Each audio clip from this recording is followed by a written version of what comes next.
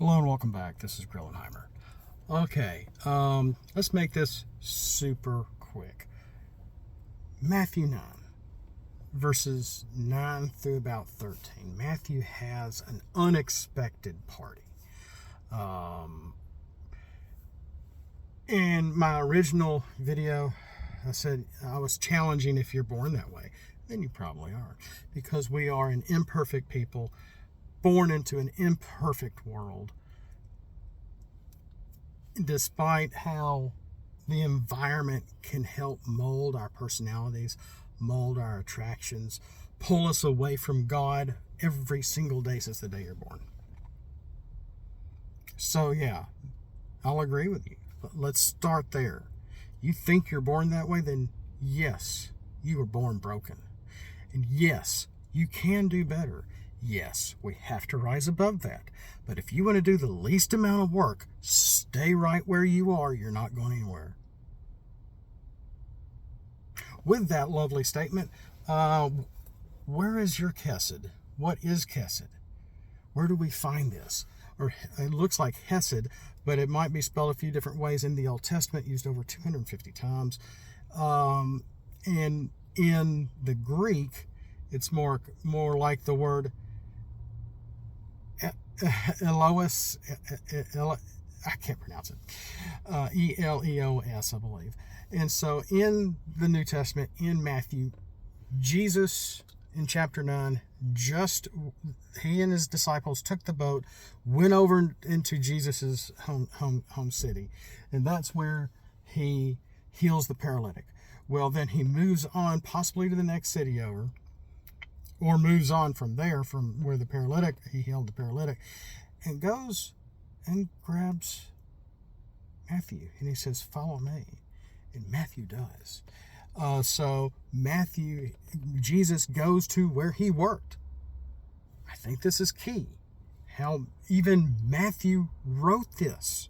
Matthew didn't say he was going to have a party. Exactly. So this could have been very organic. Oh, I don't have my Bible's behind me now. But let's get into this. And that it happened while Jesus was reclining at the table inside Matthew's house. It's not verbatim here in my NASV, but it's close. Behold, many tax gatherers and sinners came. So they weren't there. Jesus and his disciples and Matthew were there. For all we know, Matthew was getting ready to get his stuff to be able to travel with Jesus and his disciples. In the meantime, the tax gatherers could have been looking for Matthew because he left the job. Jesus took him in the middle of the day where he worked and said, "Follow me," and Matthew did. So it's possible they're looking for Matthew. Well, some of the tax gatherers' friends are sinners. They were with them too. And as the commotion around Jesus kept growing and growing, sinners were all of all types, Jews and Gentiles alike, are all looking for Jesus and wanting to hear his every word and hear his teachings. Well, now he's at Matthew's house. The tax gatherers go there, possibly looking for Matthew. I think that we call this a party. The Chosen kind of went a different way with this. Even my pastor is like, basically, Matthew's having a party here. Jesus is reclining at the table and dining with tax gatherers and sinners now. They came there. Sounds like Jesus was already there.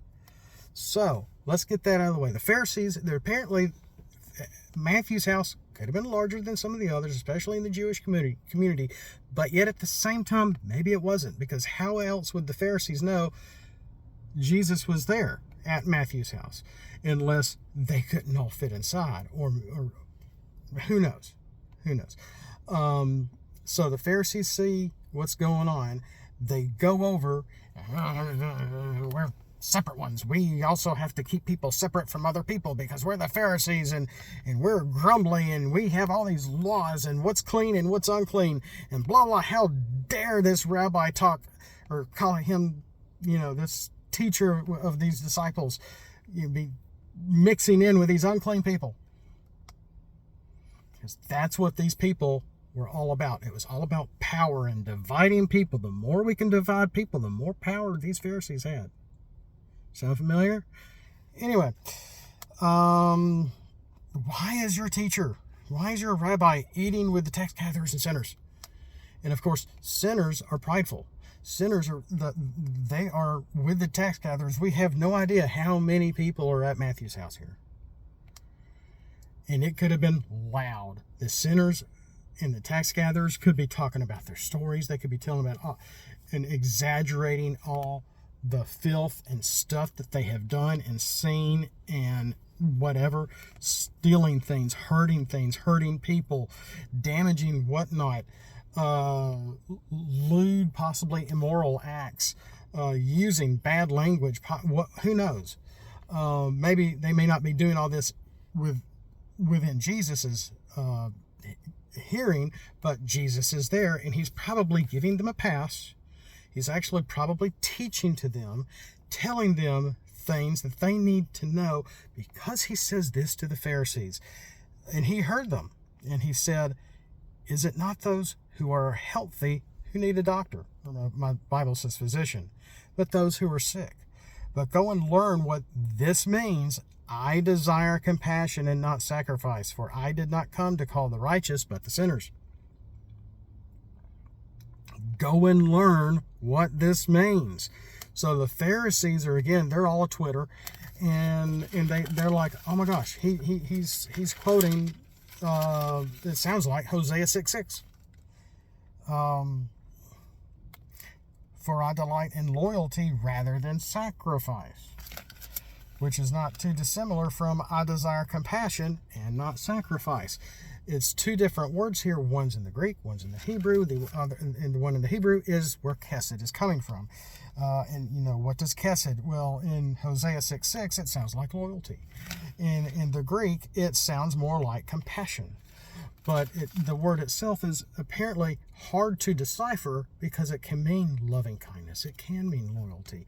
It can mean all these different things. And I almost said divine love. That's agape. And faithful love and steadfast, and being steadfast, and stressing the idea of belonging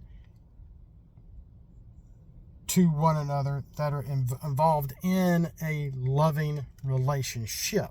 Not physical, just loving relationship. And in Hosea 2:19, it's connoting God's love for his unfaithful, to his unfaithful people. That's going to Hosea 2:19. Yes, I will betroth you to me in righteousness and in justice, in loving kindness. That's where the Kesed is, and in compassion. So these people, these tax gatherers, these sinners, in response to possibly debating Jesus, to listening to Jesus, to learning from Jesus, have now got his loyalty. But it's backwards. They're now loyal to Jesus. And the disciples have probably heard a lot of this before. Matthew didn't even write whatever they were talking about here. He wrote what seemed to be more important here. And that was telling the Pharisees, getting them one more time. Because that's what they seem to enjoy writing the most, of the hypocrisy of the Pharisees. Because the Pharisees love separating the clean from the unclean. The clean animals from the unclean animals. What food you can eat, what food you can't eat. What people you can mingle with, what people you can't mingle with. Sound familiar? Or did I say that already? And so, I desire compassion. I desire loyalty, not sacrifice. So, and of course, he challenged the Pharisees, go and learn what this means. Of course, he hadn't died yet, because he knew he was going to sacrifice his life for all of us, every single one of us. And that's powerful. So yes, if you were born into this world and you say you were broken and you say you think you're attracted to a lamppost, then yeah, I guess you are. But if you're going to leave your standards at such a low point, you can do better. You can go up. And that standard is focusing and not just believing in God, but believing in Jesus, asking him into your heart and focusing on him every day. Daily, with prayer, with reading the word. And through that, you're showing your Kesed, your loyalty and your compassion to God, to Jesus. Isn't that beautiful? And that's what these tax gatherers and sinners ended up doing by the end of this possibly organic party. And yet the Pharisees are like, what are you doing? What are you doing? How dare you eat with these people? They're unclean. They're unclean. You can't teach to them. They wanted to stop to this. But now that he has sacrificed himself and put the nail into the foundation of our faith through himself, and his blood was spilt for us to rid us of our sin, of our constant sin, because we are living in a broken world. We are an imperfect people. We can strive to be perfect, but we never will be perfect. Don't lower your standards to worldly standards, because using a worldly standard, you will never measure up. And if the world can make you, the world can break you. But God is always wanting you to will yourself to him. Because what is he looking for? Is he looking for titles? Is he looking for intimacy beyond the spiritual? Is he looking for ways to put you down and bring you down? He's looking to bring you up. He's looking and wanting you to grow spiritually with him, with his word, with his son. Or the sacrifice was all for naught.